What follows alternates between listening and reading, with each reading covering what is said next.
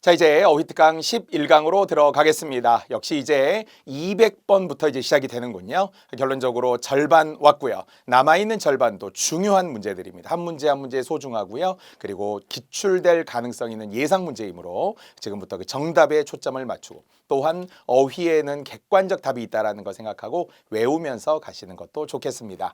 자, 이제 기억과 바꾸어 쓸 수 있는 말 201번입니다. 학생들이 많이 틀렸던 문제인데요. 자, 우선 이제 소재가 외래 예술 문화를 예로 들면서 이제 비판적으로 보는 거예요. 내용에서도 이식성이라고 해서 원래 문화 이식론이라고 하듯이 옮겨서 심는 것을 이식이라고 하잖아요. 우리의 과연 대중문화가 정말 자생적으로 이루어진 것이냐, 주체적인 것이냐, 대중가요만 보더라도 대부분 서양에서 뭐 유행한다, 외국에서 유행한다 그러면 딸려 들어오는 경우가 많더라라고 비판적으로 보고 있습니다. 그래서 결국 외래 예술 문화가 하나의 교과서 구실을 행사하고 있는데 이것은 바람직하지 않다. 뭐 이런 내용이에요.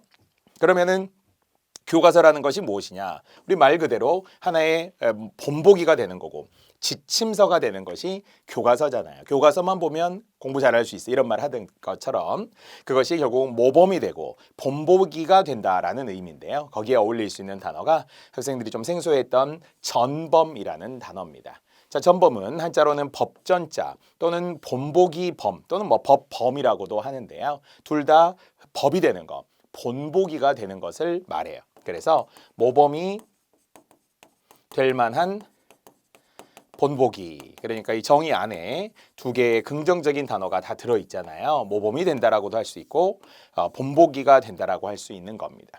예를 들어 이제 그의 소설은 단편 소설의 전범이 된다 이런 예가 사전에 있어요. 예를 들어 그의 소설이라는 것이 김유정의 소설이나 이효석처럼 뭐 특히 동백꽃 봄봄의 김유정, 메밀꽃 필 무렵의 이효석처럼 단편 소설 그러면 딱 떠오르는 1순위의 작가들이잖아요. 전범이 된다는 거예요. 교과서 역할을 할 정도로 모범이 되고 본보기가 된다라는 긍정적 가치가 되겠습니다. 뭐 전쟁을 일으킨 범죄자들 전범 이런 걸 말하는 게 아닌 동음이어니까요. 하지만 목표는 이제 이루고자 하는 것, 추구하고자 하는 게 이제 목표잖아요. 우리의 목표는 합격인 것처럼 관계가 없습니다. 자, 구심점이라도 가운데로 모아드는 점, 그것을 우리가 구심점, 그런 힘을 구심력이라고 하잖아요. 밖으로 도는 것은 이제 원심력이 되는 것처럼 그래서 중심이 된다 하는 것은 여러 가운데 중심이 구심점인데 여기에 내용과는 상관이 없고요.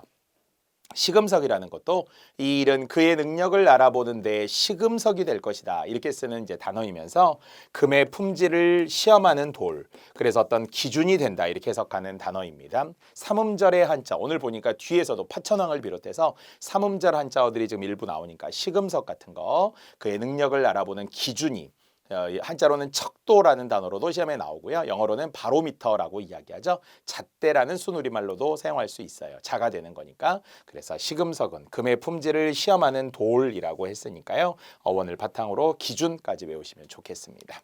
자, 단어 다 한자였으니까 목표, 전범, 구심점, 시금석까지. 단어 간의 관계를 물으면 전범과 본보기 아니면 모범과 본보기, 뭐 교과서 이런 것들이 모두 다 같은 뜻이 된다라고 생각하면 되겠어요. 답은 2번이었고요. 자, 202번입니다. 자, 역시 뭐 제가 강조하는 우리 한자 성어였는데요. 자, 소재 석굴암입니다. 자, 이제 경주에 있는 석굴암에 가서 석굴암의 아름다움을 예찬하는 것이겠죠. 그래서 다보탑이든 석가탑이든 불국사든 그리고 석굴암이든 사실 이 석굴암을 보면서 내용은 그런 거잖아요. 인공을 디디고서 인공을 뛰어넘어야 하는데 어찌 보면은 자연적인 바위 같은 석굴암인데 이게 어떠한 인공보다도 더 아름다웠다 이런 거예요. 그래서 인공을 뛰어넘는 것과 같은 아름다움.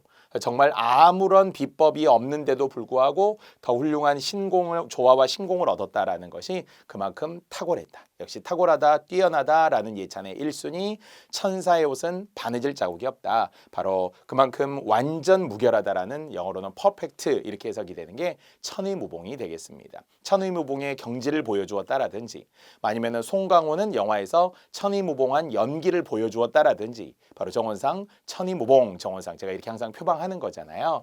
그래서 여러분에게도 항상 최고의 뭐 강의, 실수 없는 강의, 흠 없는 강의 선생님이니까 실수 없도록 완벽하게 해야 된다라는 저의 약간의 약속이 천의무봉이라고 저도 좀 표방을 하는데요. 그래서 완전 무결하다라는 말로 해석하면 되겠습니다.